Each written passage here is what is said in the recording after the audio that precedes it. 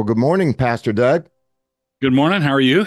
I'm doing very well. Thank you so Good. much for taking the time to join me. Happy to do it.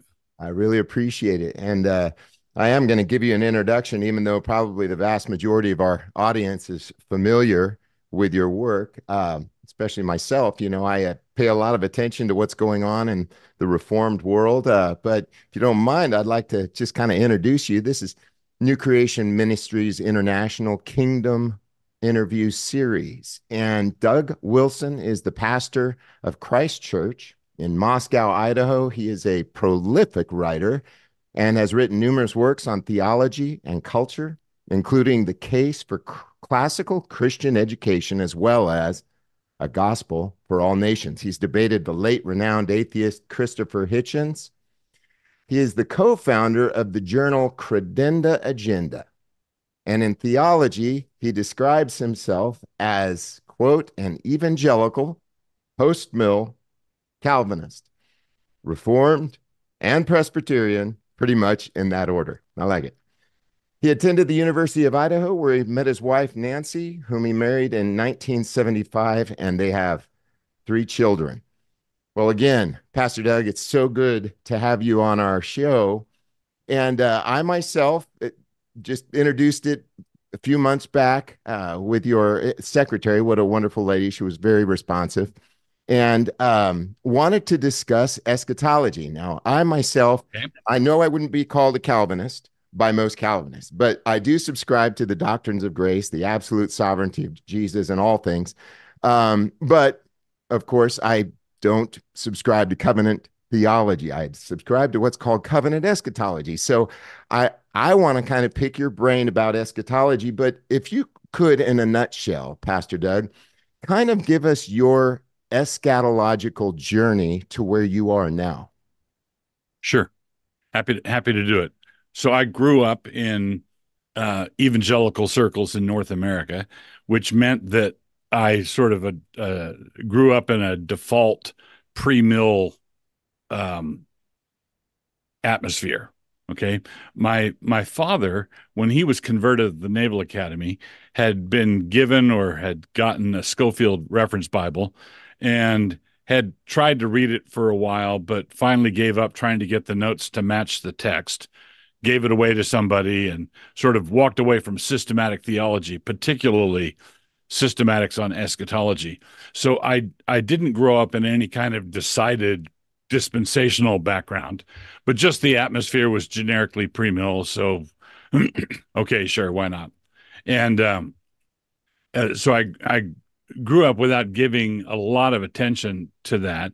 After I uh, after I was grown and out of the home, I remember reading Gordon Ladd's book on I think it was the Blessed Hope or part of it, and came to something of a historic pre-mill position, but not really filled in, and sort of cruised that way for a few years. And the same thing happened to me that happened to my dad. Is I knew the general system, and I was reading my Bible a lot, and I could explain the system, but I couldn't get the system to sort of arise out of the text naturally. I couldn't get the two to match. And C.S. Lewis makes a joke somewhere that for the older divines, if if the text had had smallpox, the sermon wouldn't have caught it, right? So it was that kind of disjunct. So I was after the Navy, I was a pastor. I found myself pastoring, and in that situation, sort of abandoned any any eschatological position at all, because I couldn't make sense of anything. And I went that way for probably 2 or 3 years. I'm guessing, where I was non-mill. I was just nothing. Um, I would tell people, "Look, Jesus is coming back. Don't push me." That's all I know. Jesus is coming back. Um, and during that time, as I was reading, I remember writing in the margin of my Bible, things like post mill question mark, like in the Psalms. Um, what's going on? I started picking up on some of the optimistic prophecies of the earth being as full of the knowledge of the Lord, that sort of thing. But I didn't have any construct. Um, no, I had a bunch of material, but no shelves to put it on. And um, in the mid '80s, uh, I'd started reading the Reconstructionists because in 1980 we had founded Logos School, and we were committed to teaching a Christian worldview thing. I wasn't a Calvinist yet, um, and but I knew the Calvinists were good on things like uh, applying Christian thought to different topics. And so I began reading the Calvinists, and that led me to basically reading some eschatology. And I was reading one book by a guy named David Chilton, Paradise Restored, and I didn't really care for his hermeneutic. He's a little bit too gaudy for me. He's just a little bit too out there for me, so I didn't really appreciate his hermeneutic. His earlier book on productive Christians in an age of guilt manipulators, I had loved, and I think that's what led me to this book.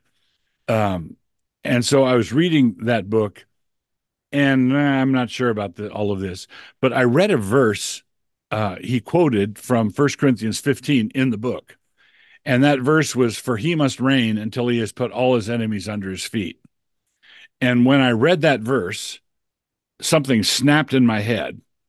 It was like someone stepping on a dry twig or something. Something snapped in my head. Oh, he must reign until he has put all his enemies under his feet. And it was like all these verses and all these things. I said earlier I didn't have any shelves to put things on.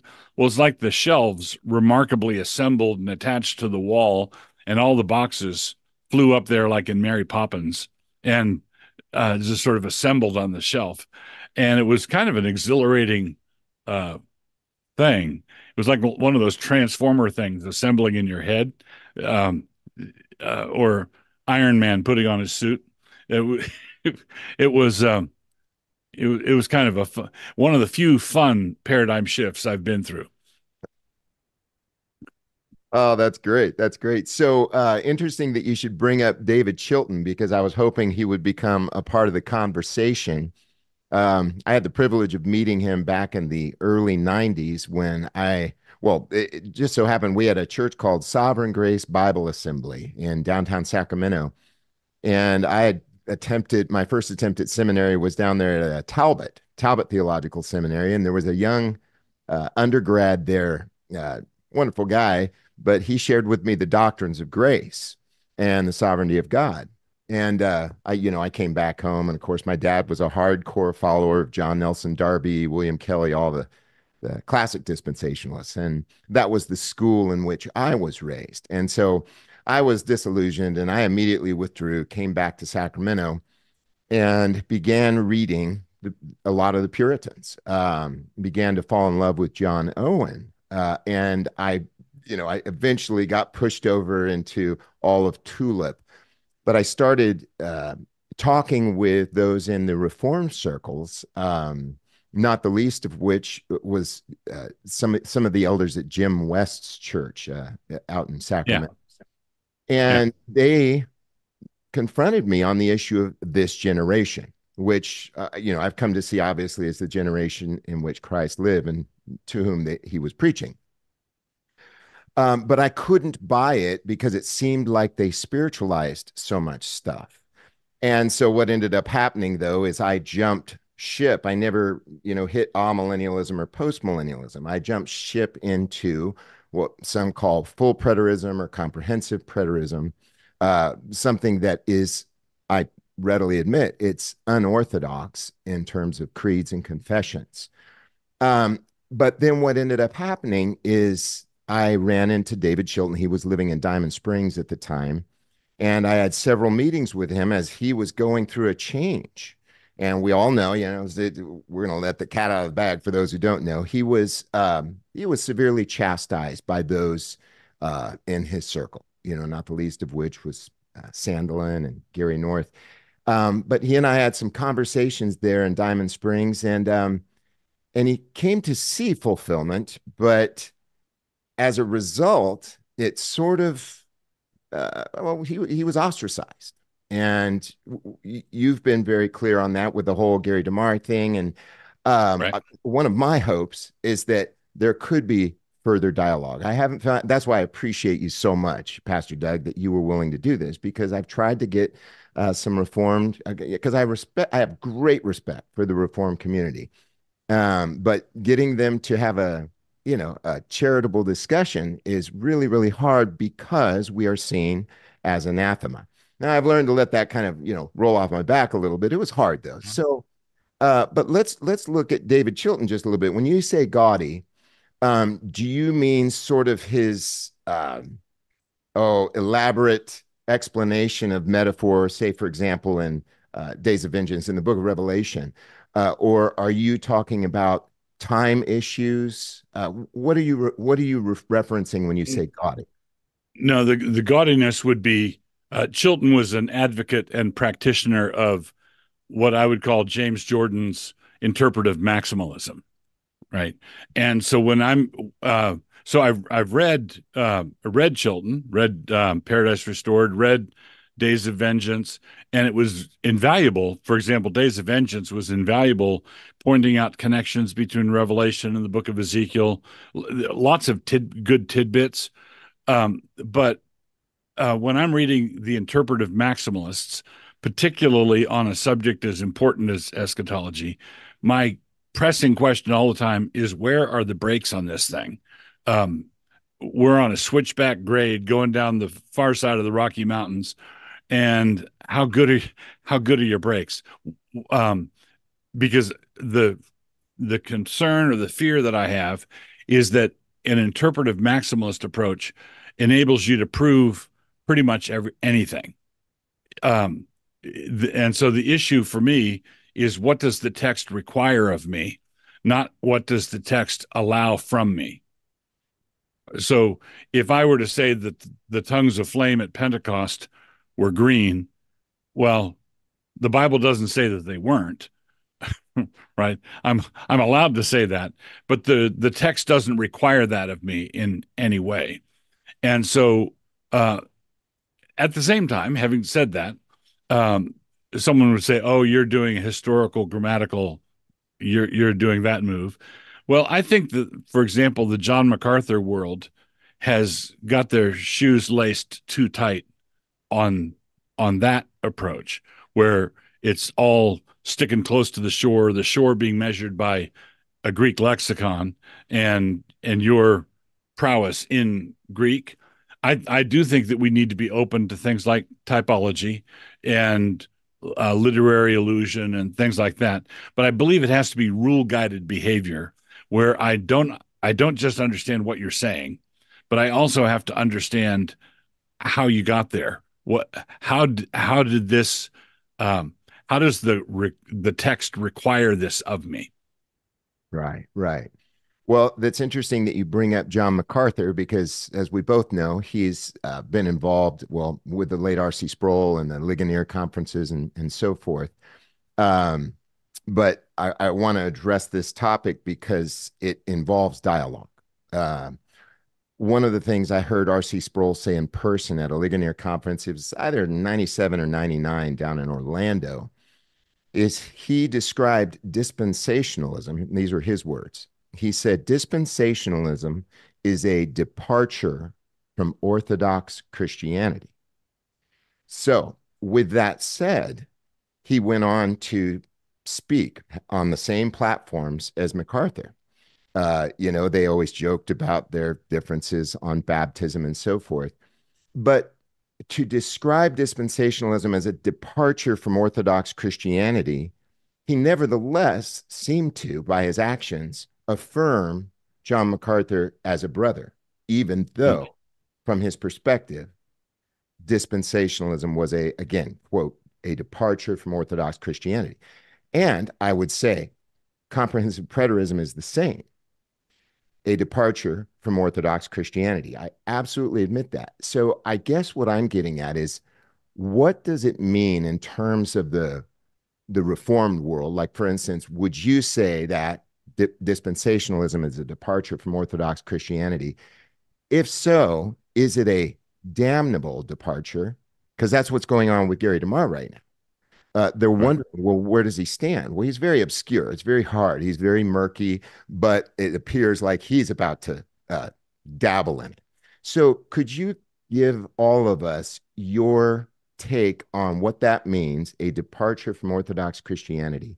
And would you also say the same thing, the identical conclusion for preterists?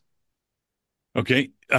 Yes, I'd split the difference in various ways. So this, um, I believe, and I'm not trying to make anybody mad, but I think that dispensationalism is weird. I, okay, I just think it's. I would probably prefer to call it heterodox. There's some oddball things in there. It's just weird. It's not historical. It's not historical. I think premillennialism, historic premillennialism, goes back at least to the second century. Um, Justin Martyr and people like that, and there were people glancing sideways at those guys back then too. But it was, but it's historic premill has got a long history, long heritage in the church. Dispensational Christianity, I think, is an exotic, heterodox variation on historic Christianity. But if I look at the Apostles' Creed and look at the Nicene Creed, a dispensationalist can affirm everything there. Um, so I would say, yeah, dispensationalist and John MacArthur would be a representative of that stream. And I would say he still has some oddball convictions that I don't share, but I would describe those as historically heterodox. Okay. The reason I think full preterism is a big deal for me, is a bigger deal than that, is because it contradicts the Apostles' Creed and the Nicene Creed. It so going back, the Christian Church throughout its entire 2,000-year history has not had agreement on eschatology at all, right? With one exception, and that one exception is that full preterism is wrong. Right. So to confess in the Apostles' Creed, which we say every Sunday in our church, and a couple of one time of the year we say the Nicene Creed. Another part of the year we say the definition of Chalcedon, but most of the time it's the Apostles' Creed. So uh, Jesus Christ will come to judge the quick and the dead, the living and the dead. That is, I think, sort of a baseline uh, ecumenical creedal commitment that the full preterists step away from. Now, that's so in my mind, you then said, is that a damnable heresy? I think it is more than heterodox. I think it's heretical, but damnable heresy is another thing. And I would say and since we're here talking pleasantly, I would say that the issue ought to be a person's qualifications to teach. Right. So if someone's, let's say someone came to our community, they were a full preterist, they were a sweet Christian, they were sweet Christian, they wanted to join the church. Would I let them? Okay. The answer is yes. I would say, yes, you may join the church, but I don't want you making any trouble. I don't want you starting Bible studies to talk about your eschatological views. I don't want you rocking the boat. I'm willing to fellowship with you, but I don't want you leading Bible studies, and I don't want you, it would go to the person's qualifications to teach. And some of this is you can't work for McDonald's and sell Wendy's burgers. There's that element, but then the larger element is, okay, I think that this is significantly wrong on a very important doctrinal position, and so I don't want to platform teachers to promulgate that. but that's I wouldn't want to disfellowship someone and excommunicate them without a trial, without a full hearing. And until that time, I'm willing to interact with brothers as brothers, but I don't want them to say, um, please include us within the pale, because I think we lose an awful lot. It's not just a chronological timing thing. It's I think we lose the big picture, right? What is the nature of sin? What is the nature of fallenness? What is death? You know, I think we just there's a lot of things bundled up with it. Sure, sure. Well, you know, if we consider Luther, he obviously went against the grain in you know, at the time of the Reformation. Now there were, we both know that there were existing Christians, true believers in God's grace, you know, sola fide and so forth. Uh, but Martin Luther had a lot going against him, Yeah. and he was an enigma. He was a soul guy, you know, Right. going against Rome. And for that matter, I would argue the Orthodox Christian Church at large, especially when we consider how all of them affirmed, at least in the early stages before Rome, transmutation, which ultimately turned into transubstantiation and then Luther's consubstantiation. That's a big issue. That I think not a lot of reformers are dealing with. That is, what did the church fathers believe about the mass, the Eucharist, the meal? Yeah. And but looking at something like this term heretical, okay, Mm-hmm. and I appreciate your being honest with me and just straight up. Because, like I said, it's hard to get these discussions because they do think, so many of them, I'm not saying you necessarily, but so many of them would say that we are anathema, accursed from Christ. And you know, I will say that it, coming from the sovereign grace community, that's a hard one because, you know, on the one hand, there's this group, you've heard of Max King, I'm sure, and the Yeah. Preterist Church of Christ world. So you have their, you know, Pelagianism going on there. And so we both are against that and stand firmly against that. But when we're dealing with someone like me who affirms the absolute deity of Jesus Christ, the Mm-hmm. absolute sovereignty of God, the efficacy of the atonement, you know, total depravity, unconditional election, all that stuff, Right. um, I kind of, yeah, not that I necessarily am just out for rubbing elbows, but like for instance, at the symposium back in 1993, James Jordan was there.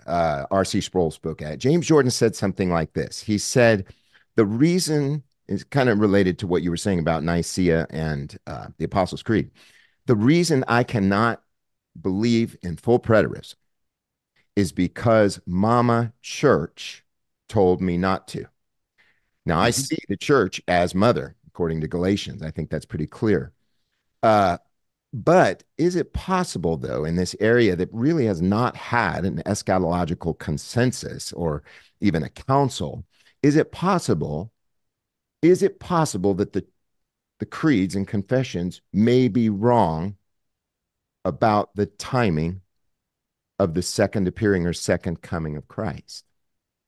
Well, it's possible if it were restricted to timing. Yeah, that's been one of the things that's been up for grabs. That's what the mill, pre-mill, you know, the timing. But I'm talking about the nature of things. Is death an enemy, for example? Um, that's not a timing. That's not a timing issue. Will death ever be conquered? That's not a timing issue. It's a nature of the cosmos issue, and it extends into all kinds of other areas. It deals with eschatology, but also anthropology and protology, and it's a big deal.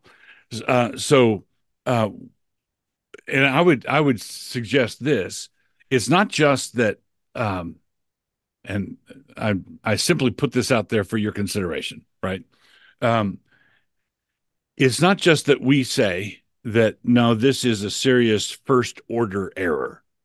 Okay, that's probably the best way I can describe it. Do I believe that there are genuine Christians who have fallen into this first order error? Yes, I do. Okay, so um, are there people who have um, come under the sway of this, or they've been persuaded by the arguments, but they really do know the Lord, and they share a lot of other things with me, like you just said, the tulip thing. Yeah, we agree on that. We agree on that. We agree on that. Um, but this issue is way more than a timing issue, such that I don't just think people in my camp have to say of your camp, that's a first order error.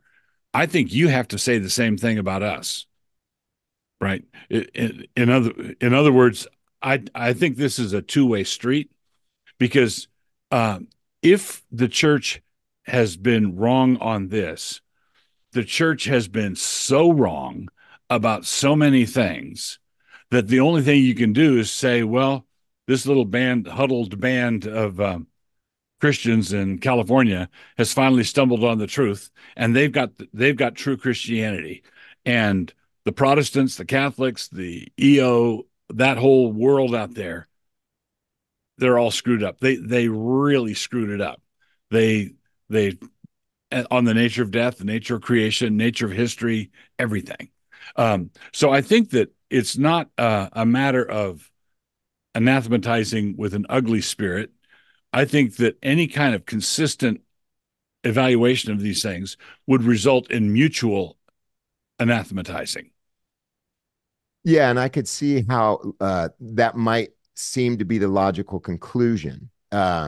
We all are on a journey uh, according to God's providence in learning, and He's very patient with us because we all, of course, are believing something wrong at this very moment. Right?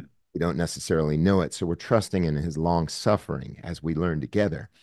I think just kind of going back to this issue though of fellowship, keeping in mind, say this person comes to your church, he's full preterist, he agrees, no, I'm not going to teach it, not going to discuss it. Uh, you would serve him communion, though. I take that, right? Yes. Yes, I would. Okay, so you would embrace him as a brother in the Lord. Right. If he agreed to submit to the government of the church, not agreed to agree with us on this, but if he agreed to submit to our teaching and not be disruptive, then yes, I would do that. Okay. Well, I know, for example, that Jim West, Gary North, Andrew Sandel, and Keith Matheson, they all very vocally anathematized full preterists. They did. Mm-hmm. And so I take it you're a little more gracious than they are. I'm a liberal. No, I don't want to say gracious, because someone could have that position that they have and be fully gracious. It's just it's a harder line that they draw for various pastoral reasons. Um, and I'm willing to draw a softer line on this if a person is not disruptive and is open. But if someone is dogmatic, saying, no, I'm going to teach the truth of God and here it is, I'd say, well, if you came into our church, we just have to start excommunicating you. But it'd be a combination of the heterodoxy and the contumacy. So these other guys would, it sounds like, would excommunicate on the basis of just the doctrine itself. They could say, yeah, this guy is the sweetest guy in the world, but that doctrine is poison, and they would excommunicate. I would say if he's the sweetest guy in the world and he's not trying to fish in our pond, um, and he's willing to be quiet and be taught so that his family can learn to work, can worship God together with us, then I would work with someone who's willing to work with us. Right, right. Obviously, timing, I think we both would agree that revelation shortly come to pass, the time is at hand. Right. Even behold, I come quickly. Would you say that those were first century relevant time statements? Absolutely.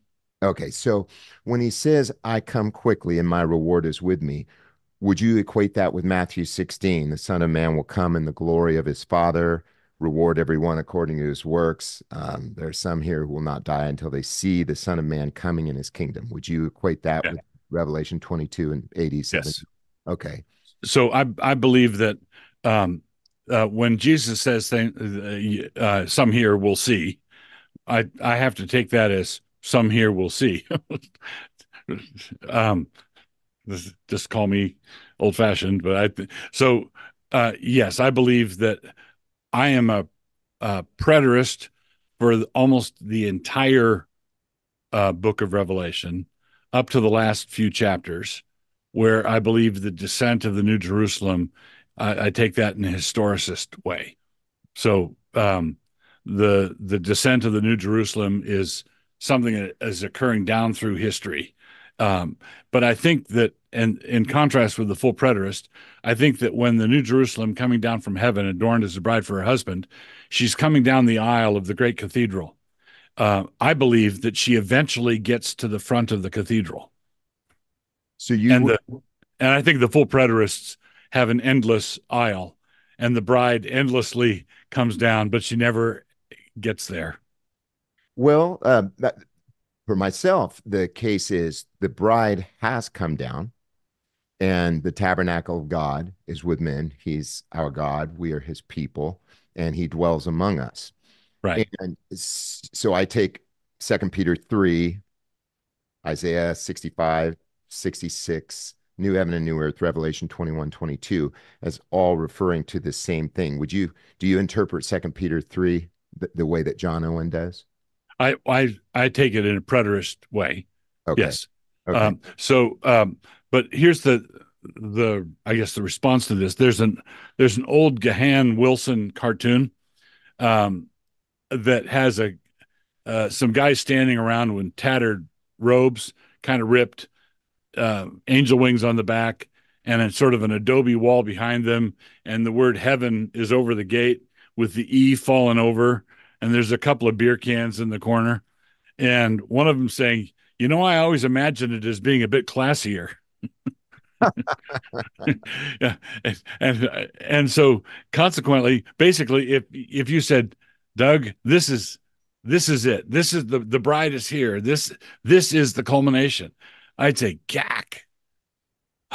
Well, so you would say then it's basically at least a 2,000 year betrothal because, I mean, John the Baptist was said to be the friend or maybe best man of the bridegroom.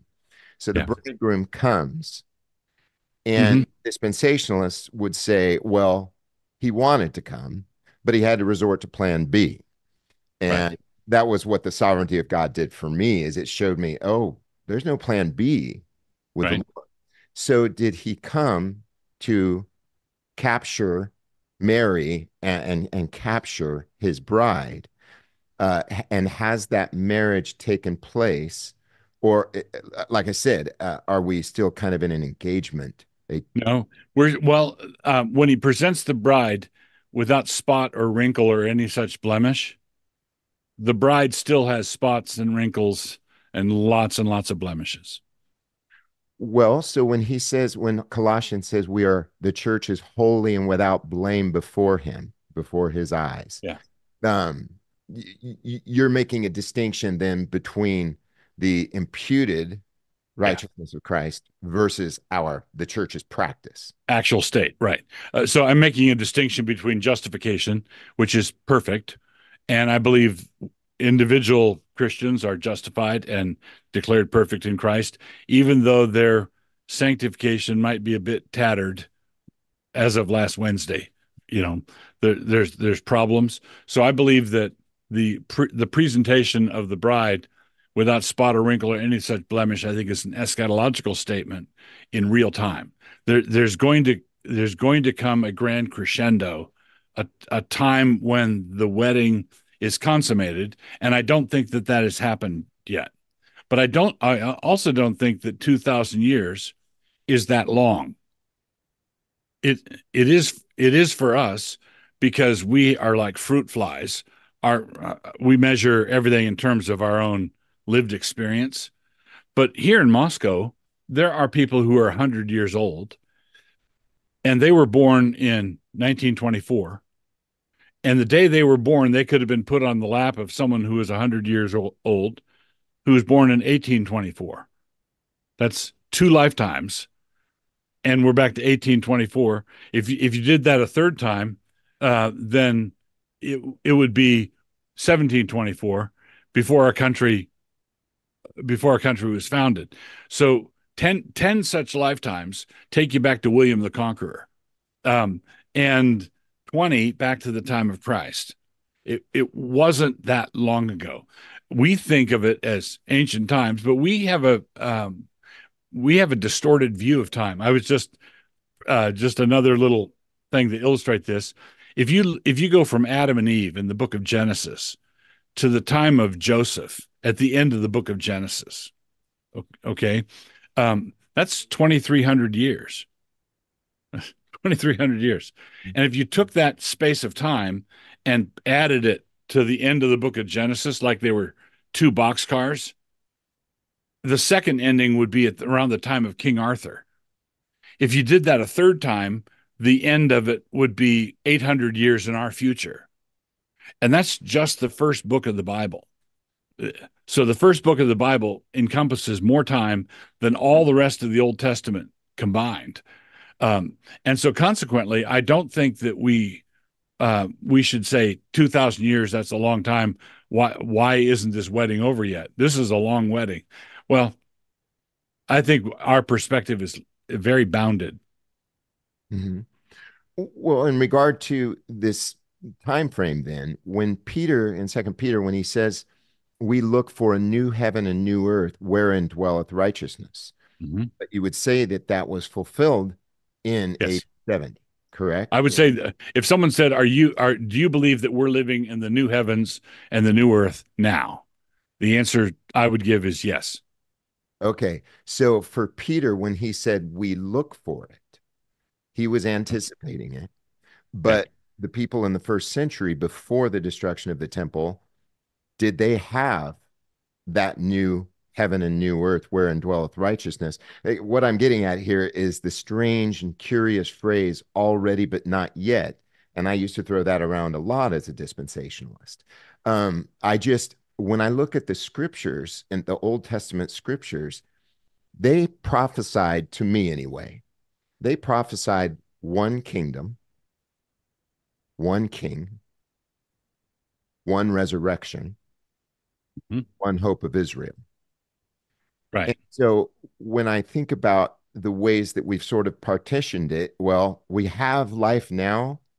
Well, where was that spiritual life prophesied in the Old Testament versus physical life prophesied? So we might defer to Isaiah 26, together with my dead body. But when we get to the New Testament, there is this idea that we are now made alive together with Christ and seated in heavenly places with him. Right. So was that prophesied? Because Paul told, I believe it was Festus, he says, "I've declared nothing different than that which the prophets did say should come." So Hmm. did he introduce a new kind of resurrection? Did Jesus introduce a new one? Or was the same resurrection? Was there just one prophesied? So when Jesus is talking to Martha before he um, raises Lazarus from the dead, she says, like a pious Jew of her day, that I know he will be raised at the last day. Right. So what Jesus did is and this was the remarkable move that nobody was anticipating, is I believe that God reached into the eschaton and caused the resurrection of the dead to erupt in the middle of human history in the resurrection of Jesus. So not as opposed to the general resurrection of the dead at the end, but as a harbinger or down payment of that coming resurrection. Okay.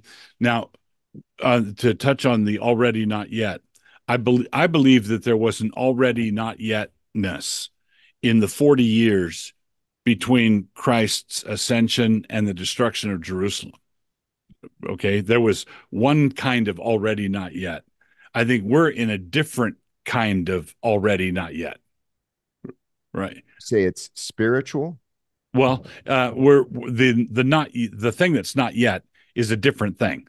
So, so when Peter is in that period, it's like the 40 years in the wilderness. Okay, and the transition between the old Judaic aeon and the new Christian aeon is like two runners in a relay race exchanging the baton. The baton exchange is in that 40 years. So the Judaic age is coming to a close. As it says in Hebrews, it's vanishing away, getting ready to vanish away. And that happens, that hits the wall in 70 AD. But the Christian aeon is inaugurated at Pentecost 40 years before. So the Christian aeon starts 40 years before the Judaic aeon ends. Yes. Okay. Yep. So when Paul is in Jerusalem and he makes an offering for the men who'd taken the Nazarite vow, that entailed a blood sacrifice. In order to do that, the God was putting up with the temple apparatus and the temple sacrifices, which were vanishing away, but were not done yet. Right. Okay. So that was the already not yet there. So the new heavens and the new earth had been inaugurated, I believe, at Pentecost, but was still occupying the stage together with the old heavens and the old earth, the Judaic aeon. So that was there already, not yet. Okay. Now that we're into the new heavens and the new earth proper, we have a different already, not yet. Okay. What's already? The new heavens and the new earth is already. What's not yet? Well, the general resurrection of the dead, the graves opening, the bodies coming out, um, the the the world being transformed. So probably the central text that I would go to in this whole discussion would be Romans 8. The world is pregnant.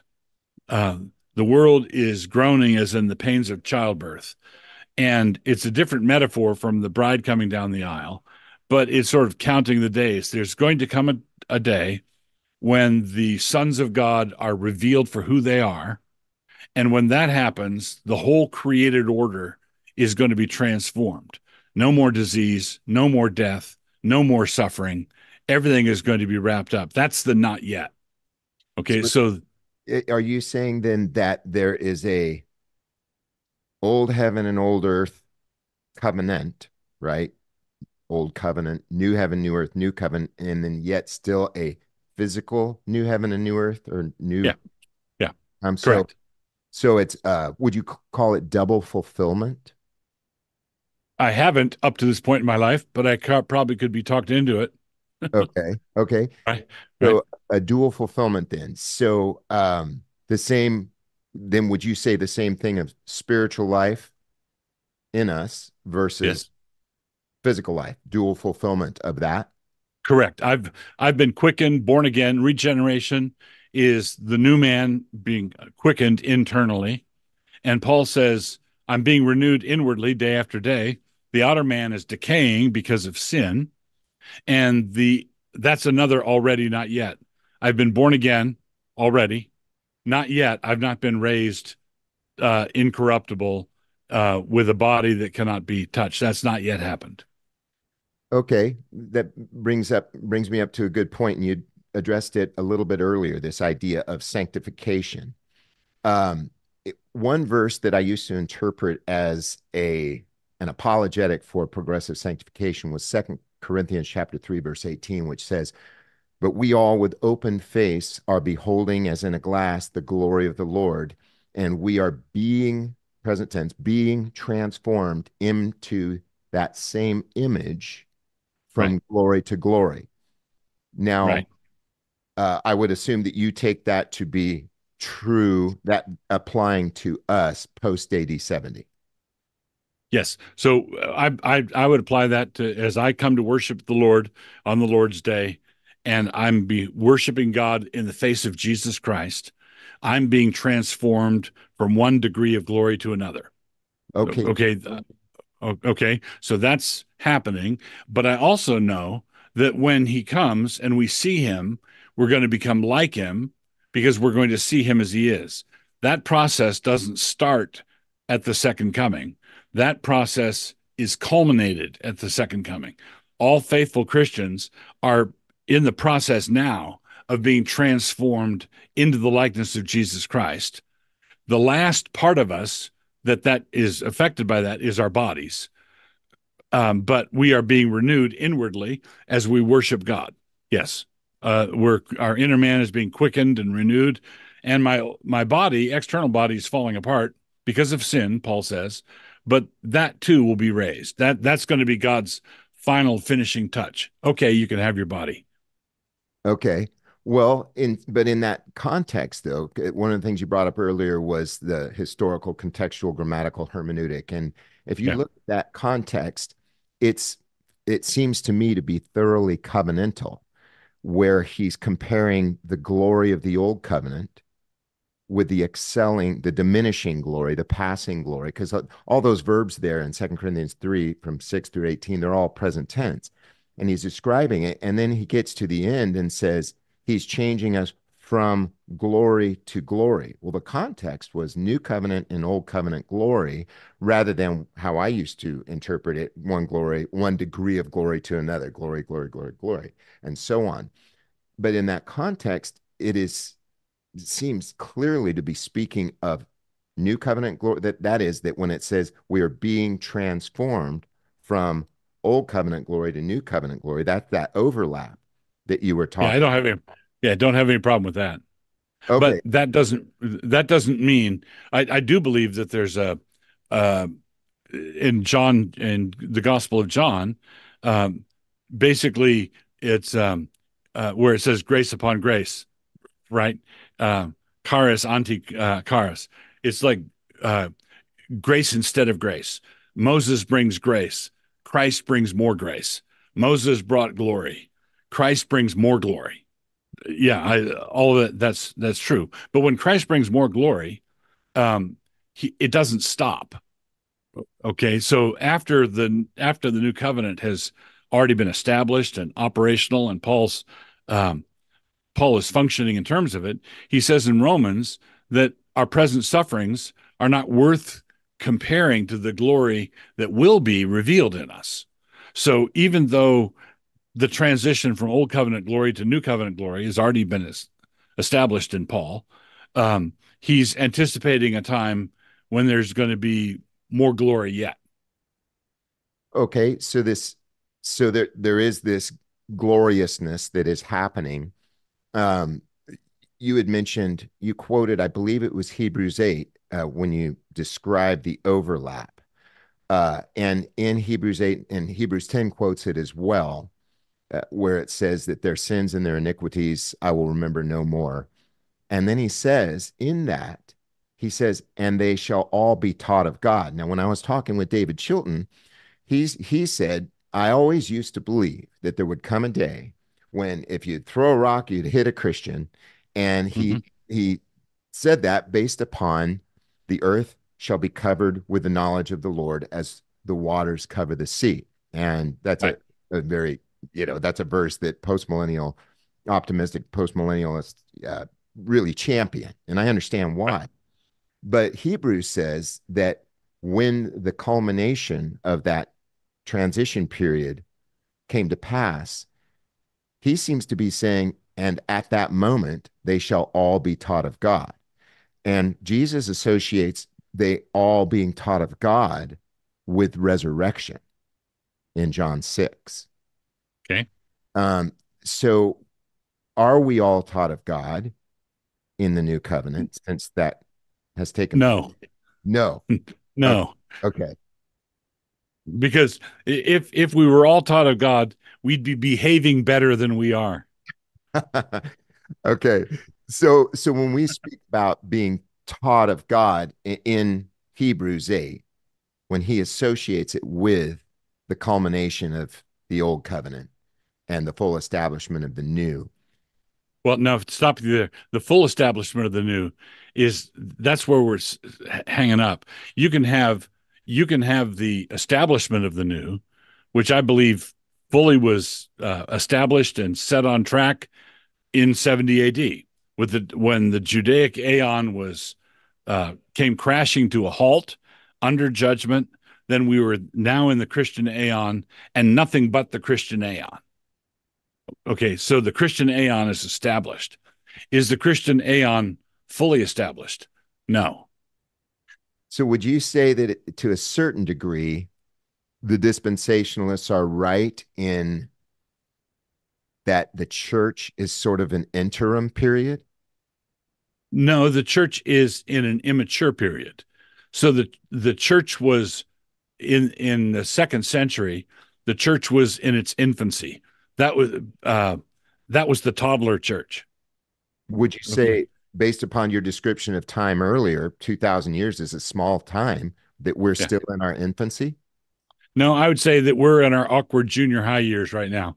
Lots of act, lot, lots of acne, lots of bumping into things. And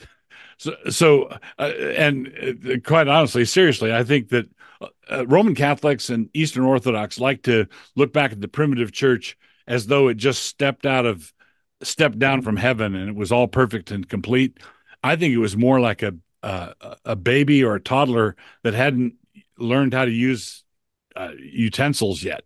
There were all kinds of crazy things that the early Christians did, but it was a healthy baby, and you expect uh, growth and maturation to happen over time. So when someone says, "Oh, the early church, they did this or they did that and they did the other thing," and I'd say, "Yeah, I did a lot of things when I was two." Right? Uh, well, I'm concerned that there not have been any birth defects. And I think there was a lot of maturation that happened in the Reformation, but I think there's a long, long, long way to go. Right, right.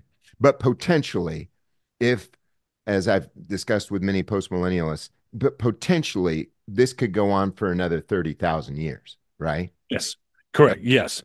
In So which, this is something I say often. I believe that I believe that we are still part of the early church. okay, so really in still in its embryonic or infancy state. Yeah, I'd say probably a little older than that, but I believe that 10,000 years from now, future school children will be studying hard for their history test. Who lived first? Was it Athanasius or C.S. Lewis? I can never keep those guys straight because we have trouble between distinguishing a fourth century church father and a second century church father. For most Christians, it's all one to us. Well, I think that's going to be the case for future students. They're going to have trouble. I think we're still part of the early church. I think we're still figuring things out. Yeah. Well, Pastor Doug, I want to respect your time. I know you're tremendously busy, but you have no idea how grateful I am that you took Well, time out of your schedule to have this discussion. I love your charity. I love it that you were willing to do this. I'd love to do it again sometime. I think the subject of the nature of Christ is preeminent in all of this, and okay. because his nature affects our nature, obviously, All right. and physical body, resurrection life, all that stuff. But I am just so grateful to you. And hopefully in the future, we can have another hearty, Okay. warm, charitable discussion like this, brother. Well, I appreciate you talking with me, and I appreciate you talking with me this way. If you don't mind my putting it, I think your interaction has been gracious and pleasant and profitable, and that's not always the case with full preterists. Right. Um, you know, Winston. I think of Winston Churchill's definition of the fanatic as someone who can't change his mind and won't change the subject. Um, and so you are seeking to integrate what you're thinking here across a spectrum of other ideas, and I would just leave you with this thought: however hard the Orthodox position is on your position, I do think that given the ramifications, that would have to be reciprocated. I think just logically it has to go both ways. Anyway, I appreciate your spirit. Absolutely. Well, God bless you richly, Pastor Doug. Thank you. Thank you.